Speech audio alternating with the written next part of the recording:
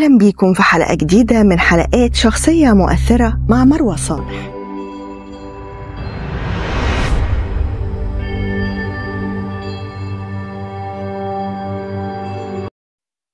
حلقتنا عن صاحب الحنجرة الذهبية، ملك القصائد والتواشيح، كروان الإذاعة، الشيخ طه الفشني. اتولد الشيخ طه سنة 1900 في الفشن محافظة بني سويف، ودخل كتاب القرية وحفظ القرآن الكريم في سن 12 سنة. حصل على كفاءة المعلمين من مدرسة المعلمين بالمنيا، وسافر القاهرة وبدأ رحلة جديدة في التواشيح وقراءة القرآن، لكن اضطر للرجوع لبني سويف بسبب أحداث ثورة 1919. وبعد مدة رجع القاهرة والتحق بالأزهر الشريف، ودرس علم القراءات والتجويد، وحصل على شهادة من الشيخ عبد العزيز السحار في القراءات ال10، وبدأت مسيرته العالمية والتحق بالإذاعة المصرية.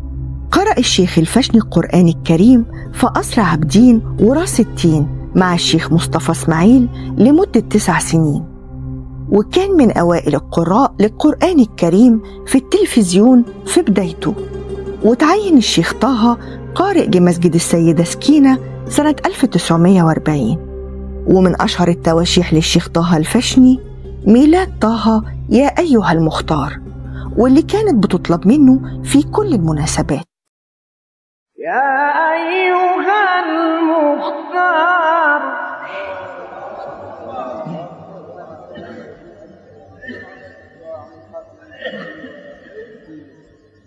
يا أيها المختار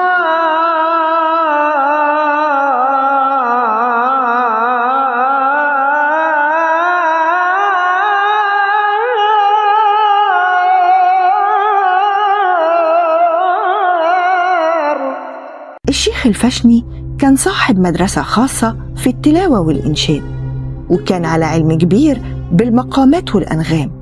حصل الفشني على عدة جوائز وتكريمات محلية وعالمية، منها نوط الامتياز وزيه من رئيس وزراء ماليزيا وملك المغرب، وتم تكريمه في السعودية.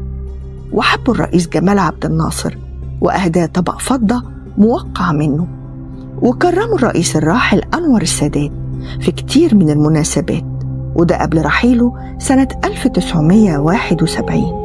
وكرمته محافظة بني سويف، وله صورة داخل الممشى السياحي بكورنيش النيل في المحافظة. دي كانت حكاية شيخنا طه الفشني، مثال للشخص اللي قدر يجمع بين حب القرآن والفن الأصيل. افتكروا دايما إن في ناس ممكن يمشوا من الدنيا، لكن أثرهم وعطائهم بيعيشوا معانا للأبد. كنت معاكم أنا مروة صالح في برنامج شخصية مؤثرة. استنوني في حلقة جديدة وشخصية جديدة. لو عجبكم الفيديو ما تنسوش اللايك والشير.